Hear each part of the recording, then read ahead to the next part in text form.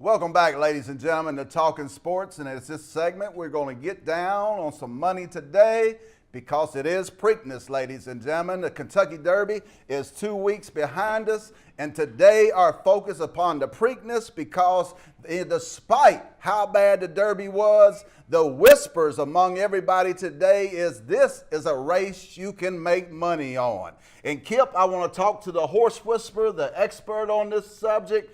Disappointed in the Derby, how it finished, the controversy, a little disappointment going in that we don't have a Triple Crown to look forward to, but a lot of excitement about making money today at the Preakness. How do you see this race, Kip? Well, it's 13 horses as opposed to 20 in the Derby. The cool thing about this race is that you've only got 4 horses coming out of the Derby that are making the move to Pimlico, which is the track in Baltimore, Old Hilltop, they call it. Old Hilltop. And this has been going on as long as the Derby. This is, I think, the 143rd Preakness. The race is really interesting. Historically, Legend, horses coming out of the Derby run extremely well in the Preakness. Statistically, you have a lot better chance to win the race if you've run just 2 weeks before. Now, that would kind of fly in the face of, well, these other horses are fresher, they haven't run. It's something about kind of old school horse training where a horse that's just gotten a mile and a quarter, I mean, that's like the ultimate test. These horses are like tightened down and ready to explode for another start. A lot of times they'll tail off after this race, but there's only 4 horses coming out of the Derby in this race. They are number 1, War of Will, who was the horse that was most interfered with in the stretch in the incident.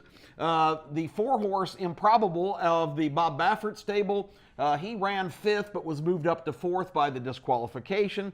Number 9, Bodie Express. Remember, he just got in the Derby at the last minute when a horse had to scratch out. As a matter of fact, it was Omaha Beach that scratched out, and that got Bodie Express in. He ran 2nd in the Florida Derby. He was pretty competitive in the Derby despite being about 190 to 1. He was still in the top 5 or 6 at the very end near the finish. And the final one is the 13, Win, who lost on Derby Day.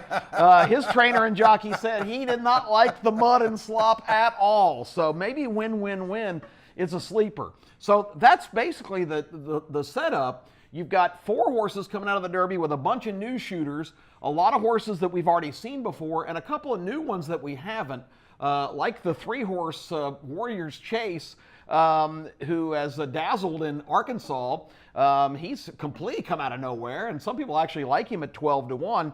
You've also got a local horse, which is really going to add a lot of drama to this. Always Smiling has won 5 in a row spectacularly. Wow. But he didn't compete against all these guys either. So you've got a couple of real kind of interesting little wild cards in here to play with. Well, who do you like in this race, Kip, and why?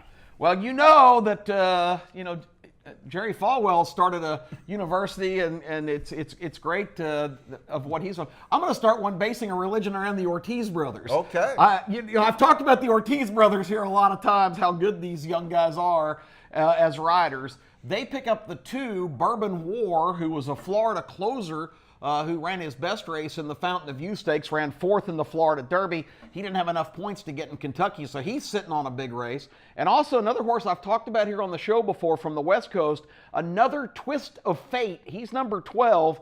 I think this is a really good racehorse. I've been very impressed with him. Those 2 pick up the Ortiz brothers. So I've got a couple of different plays here. The Derby play that I talked about before, since the horses coming out of the Derby have the best shot, War of Will and Improbable, on paper, are the best credentialed horses of those 4. So if you play the 1-4 and then use the other 4, well, the other 3, because if the 1 or 4 wins, you've got the 1, 4, 9, and 13. That's the other Derby horses. I'm saying that 2 of those 3 will run in the top 3. And then the new shooters would be filling in your spot in the other. So that's a good little trifecta play. There's a couple of examples right there. Write it down, ladies and gentlemen. And you can bet the 50-cent trifecta and get all of this action for about $50, which you say, $50, that's a big bet. But this is a race that could easily pay $800 or $900 for a try or more.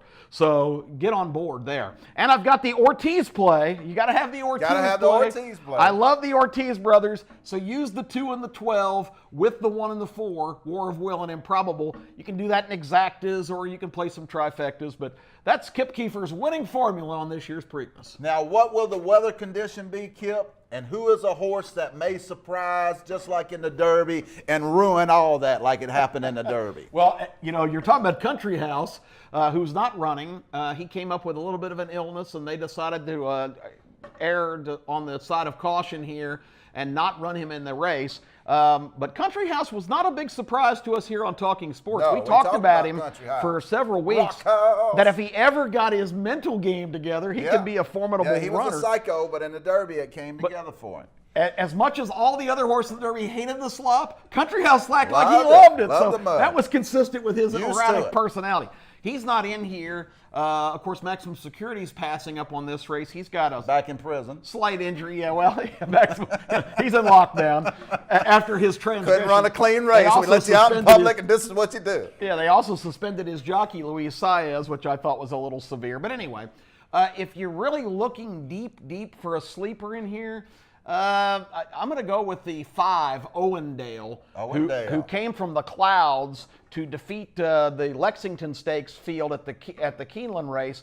He's a horse not a lot of people know about, but an up-and-coming trainer, Brad Cox, is in charge. So to answer your question, that would be the real flyer I might take. What's the weather? The forecast is 78 degrees and not a cloud in the sky. Ooh, you gotta love it, ladies and gentlemen. I gotta love it. And Baltimore, this is mine and yours. Ooh, this is my home. This is my hometown. We were Marylanders way back when.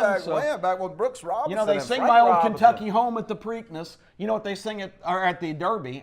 You know what they sing at the Preakness?